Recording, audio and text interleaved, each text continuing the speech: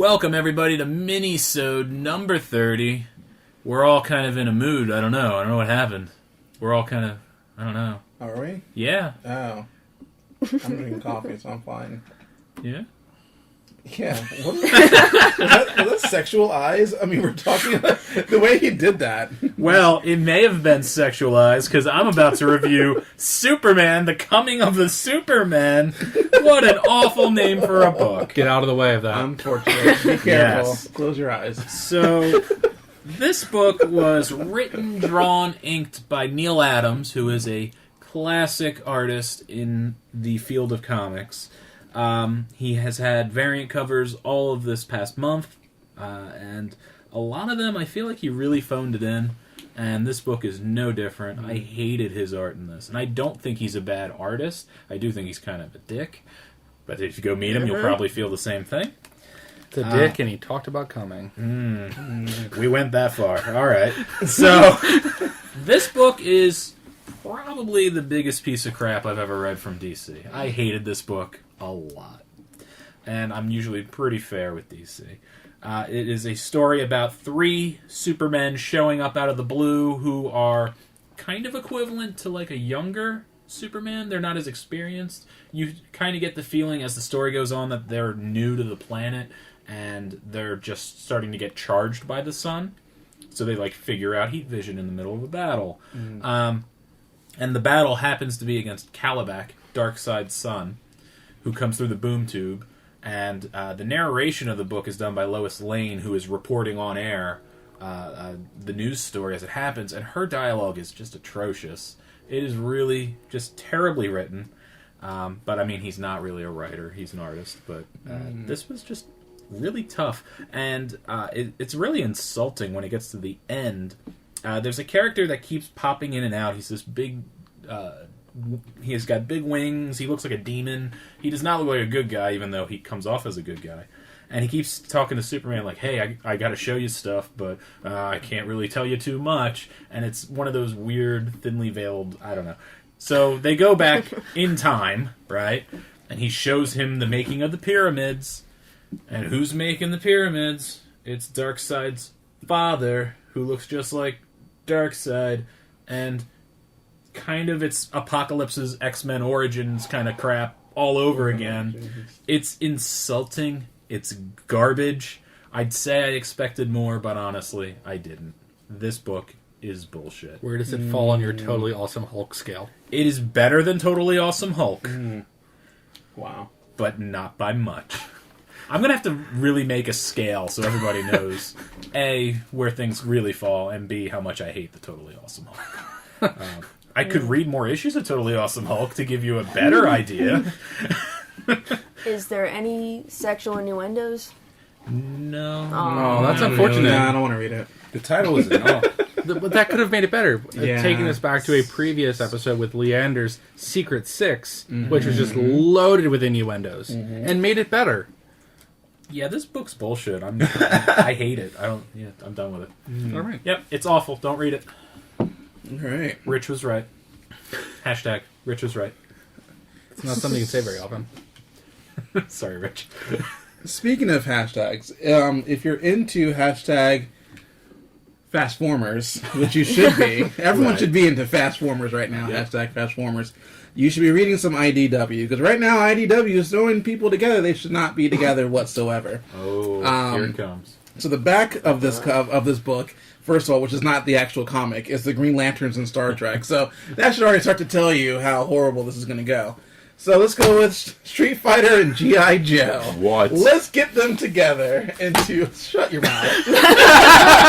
Yep, that was my other book. I will admit that Tim's cover is better than yours. I agree with that. Yes. Yeah, well, he also works at a comic store. He can get whatever cover he wants when he sees it. This was sitting on the shelf. It was fair game. Yeah, all right. I told myself I wasn't going to buy this book, and then I did. Yeah, I only bought it for the podcast. It was a worthless piece of $5. All right, so... No, that's not true.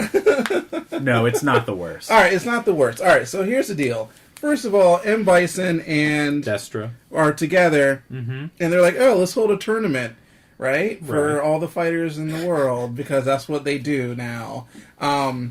And so somehow it all happened already. We're down to the final 9. I actually so didn't mind that. I was okay with it too. Well, no, Because it's less reading. I wanted to see more character interaction. Than This just isn't that kind of book, and you should know that from the beginning. No, I It didn't. is know that called from the Street beginning. Fighter and G.I. Joe, and you expected a lot. Yes, I did. First of all, it's too short. It's like literally like 10 pages. And then there's a bunch of fluff. And so it's just a bunch of fluff here. There's nothing going on I like there. the fluff. No, stop it. The fluff was better than the comic. So Whoa. they picked some interesting Street Fighter characters. First of all, they did not pick mainstream. No. They went with Sea Viper, Rufus, Hakan, which is the oily guy. He's just all oiled up all the time. Yeah. That sounds sexual. You and M. Bison, of course. And then for G.I. Joe is Snake Eyes, which is fine. Baroness, fine. Roadblock, which was interesting. Jinx, and Destro. I don't even know who Jinx is. Jinx. It just says Ninja Apprentice is literally what she is, but I'm sure she Right. has more She's than that. Snake Eyes' apprentice, but for some reason in this book she's Ryu's apprentice. Yeah, for Which some made reason. no sense. So Sea Viper and Baroness are working together for some reason, but they both get beat up in the first 2 pages. So I'm like, all right, that was a waste of my time seeing the plot come together just for them to get beat up. And then and then Rufus is making out with some girl, like randomly. Apparently, he can have any hot chick he wants now because he's a Street Fighter person. I think that's the whole point. But what's important is they're making out on the bonus stage car. They from are, Street Fighter yes, 2. they are. Oh, that's great. That is true. There is a lot of cool nods to both G.I. Joe and Street Fighter in this. It's not a Yeah, good book, it's but not a there's good book. tons of good nods. Okay. He's butchering it. He hates it. It's literally just Street Fighter and G.I. Joe in a ring fighting back and forth, and you never know who's going to win. Ryu almost turns into Akuma, but then he doesn't. He's like, calm down, and he goes to inner peace. And then he does a Hadouken, but it misses, apparently. And then the ninja girl's like, oh, you taught me. You're like my father. I'm so over it. I'm done. All right. This book I was is going to say, you horrible. have anything you want to add to Please add whatever you want to do to try to Okay. make this better. I can't make the book better. All right. The book is what it is. It is the finals of the tournament, the final 8, and it's narrowing it down over the course of the next couple issues in the miniseries. But you would on paper you would say they have nothing in common, except they do. Back when G.I. Joe was the 3 3/4 toy line, right before it ended, they had Street Fighter toys in the toy line, so they've been connected for years.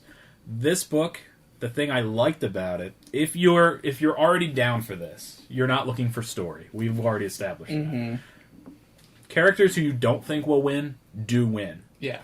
and it has the in the back the fluff is it tells you who won the previous matches, who they defeated to get to the final 8, which was a nice add-on. It had the file cards for all the characters in the back, like you would have on the G.I. Joe toys. They had the file cards on the back. You can cut them out of this piece of crap book and enjoy them if you so choose. The book wasn't great, but it's not the most insulting book I've ever read. You seem to hate it. I don't like it at all.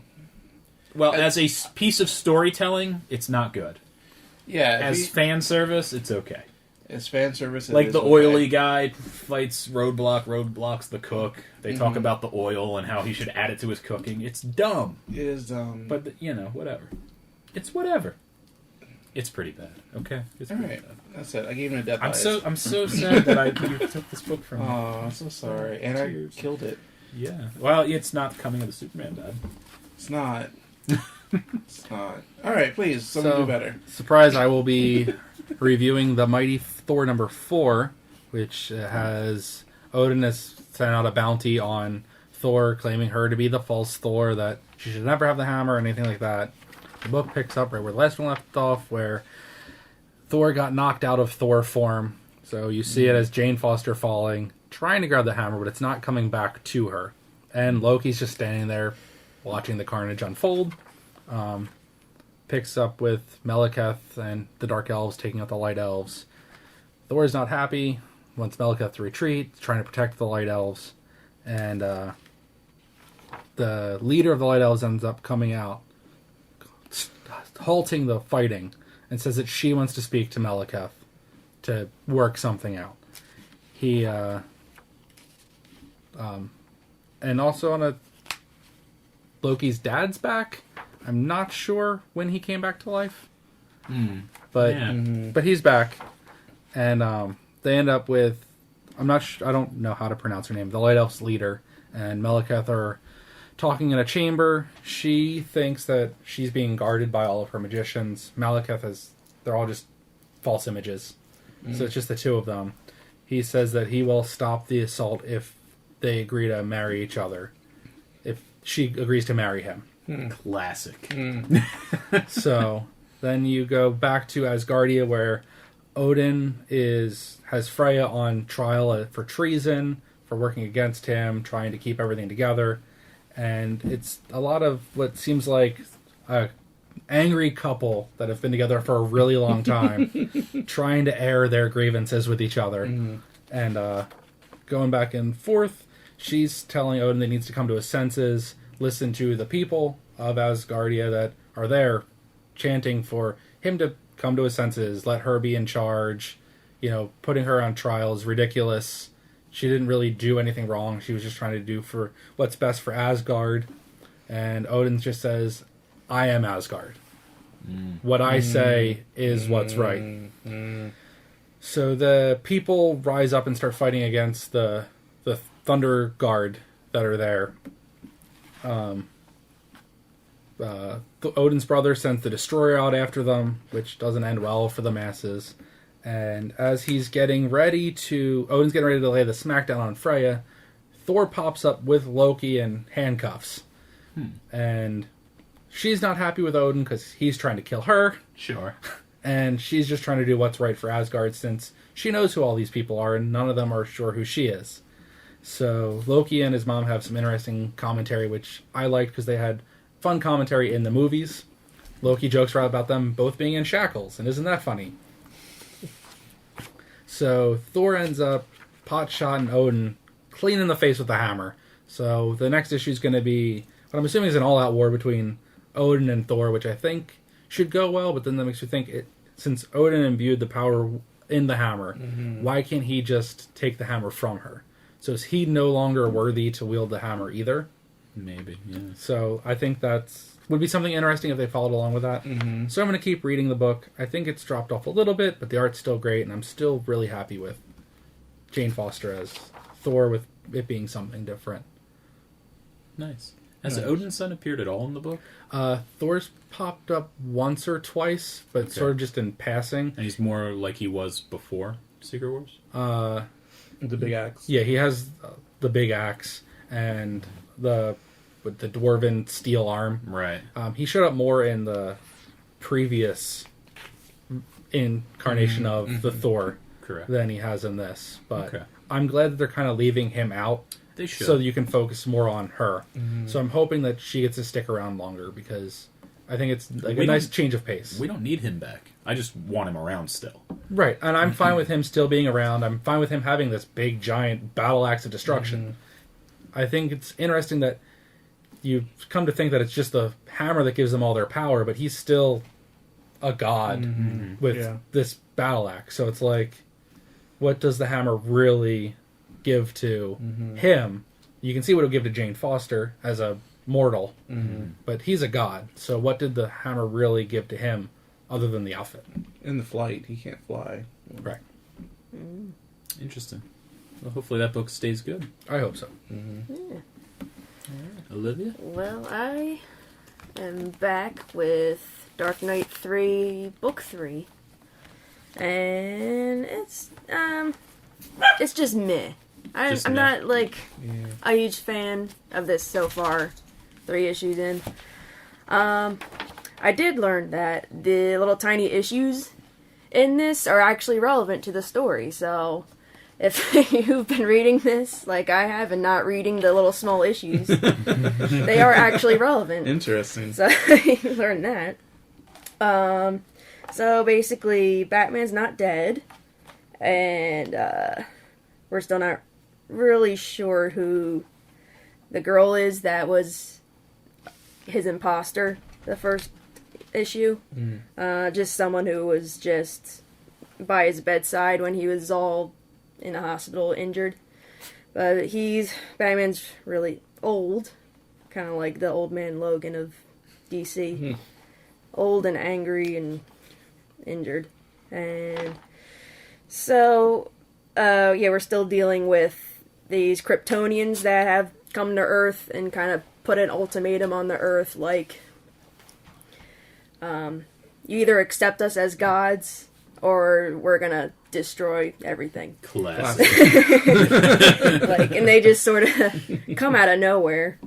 So I'm not sure where they come from. Oh, yeah. Coming of the Superman. Yeah. Oh, Oh, jeez. Basically. sounds like a better story, right? So, yes, the Batman and the girl are kind of teammates. They're kind of working, like, he kind of took her as, like, an apprentice, sort of. And He they, does right. And they climb the mountain and they go find Superman, who's frozen. They break the ice on him. Hammer right to the top of Hammer his right head. to the head. Superman. And kind of just, they let him know that, hey, there's Kryptonians, they're on Earth, and bad things are going to happen. You better wake up. He's like, Interesting. did you say my people? Yep. Yes, we did. And of course, you know, in a Superman way, he cares about that thing. So there's a character that is Wonder Woman and Superman's daughter. Her name is Candor, or Lara or Candor, both, whatever her name is.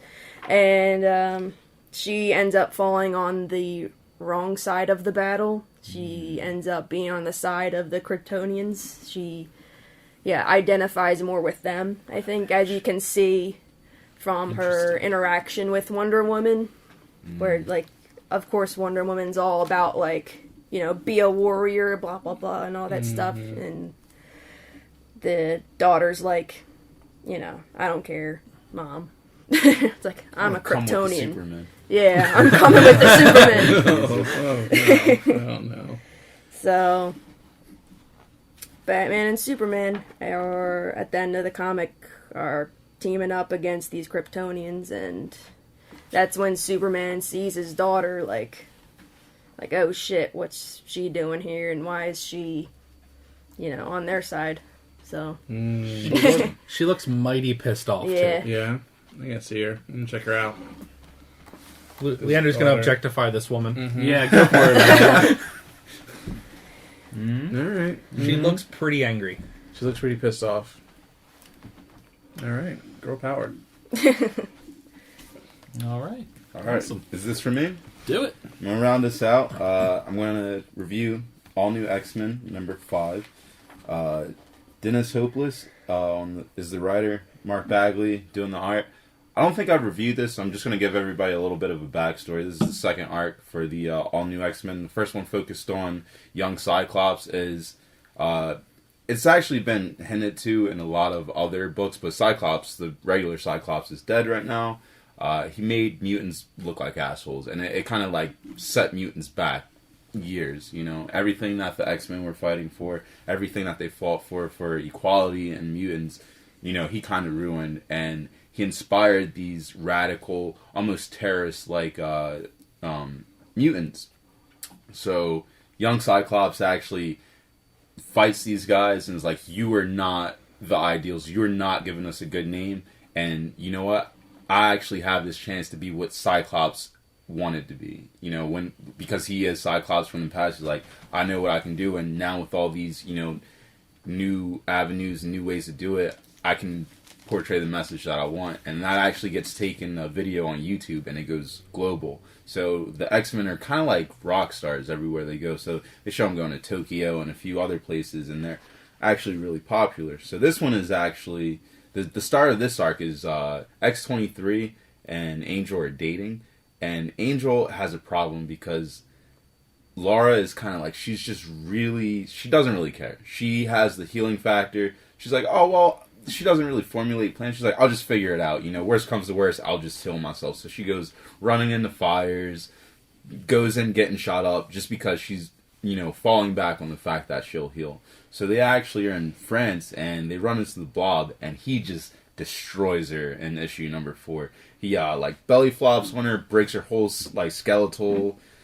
It's ridiculous, and this is a really cool fight. It bleeds into the 5th issue, and this starts with Angel actually confronting him, and just like Laura, he kind of gets the shit kicked out of him. So this fight is like transgressing like all throughout France, and it's like going through the street. It's a pretty cool battle scene, and then you actually see on the other side of town, I'm going to say this wrong. I'm going to butcher this name, but it's Ide Okonkwo. Mm-hmm. And she was born and raised into the church, and she was always, raised like, mutants are wrong. Mutants are devils with human flesh. And she's actually just having this monologue, this inner monologue with God. Like, I was raised hating myself, hating everything about me, because this is what I was taught. And if you don't love me, I have a whole bunch of friends that will, and you tell everyone, religion is telling everyone that we're demons, that we're wrong. And I know that's not the case, because I know these people are here for the greater good of mankind and for the world. The book actually, it tells a few really good stories. This also goes into Iceman and dealing with his homosexuality and finding his comfort in coming out to the rest of the X-Men, because they all know that he's a homosexual, but he still doesn't like to talk about it because he doesn't know how to affect his relationship with Beast and the other X-Men. So, the reason I wanted to review this is the fight was really good with the Blob, and this kind of relationship with Laura and this recklessness is really good, because I started reading this book just to tie into X-23, and I'm actually surprised at how good this is. I can compare this kind of to an Archie or to a Jughead, which we were reading, where it tells really real stories in a fictional way that you might not think about it, but I think everybody can relate to something like this. The art's pretty good in this book, and the way that everything ties together into the recklessness of humans and to, not feeling comfortable into your own skin. This book has a little bit of something for everybody, and I think, you should add this to your bin. This is a really good read. This seems like halfway through this arc right here. And the last arc was amazing. This arc's pretty good, so definitely give this book a look. Nice. Mm-hmm. I'm just happy we got a good Blob fight. Yeah, the Blob is wrecking some shit in this book, man. It's pretty cool. Does the fight conclude by the end of this? I actually don't think it does. And this is like the last the splash page right here, where it's like Beast, you got Kid Apocalypse and Cyclops, and even with the strengths with the 3 of them, the Blob is still just wrecking shit in France. He's just going absolutely insane. But the last thing you actually see, I guess it's not too much of a spoiler, but Angel is like, I can't do this anymore because I care about you too much, because one day you're just going to do something so dangerous that you might come back, but you might not be the same person. And if you don't care enough to change for me, then I can't put myself through this. So it kind of ends more on the front of their relationship than the fight. So this fight might actually continue into the next issue. Nice. Very nice. All right. Well, thank you for listening. There'll be more reviews coming soon, and make sure you check us out. CapesandScowlspodcast.com. We're on YouTube. We're on iTunes. We're on everything. Go check us out. All right. Fast formers. #FastFormers.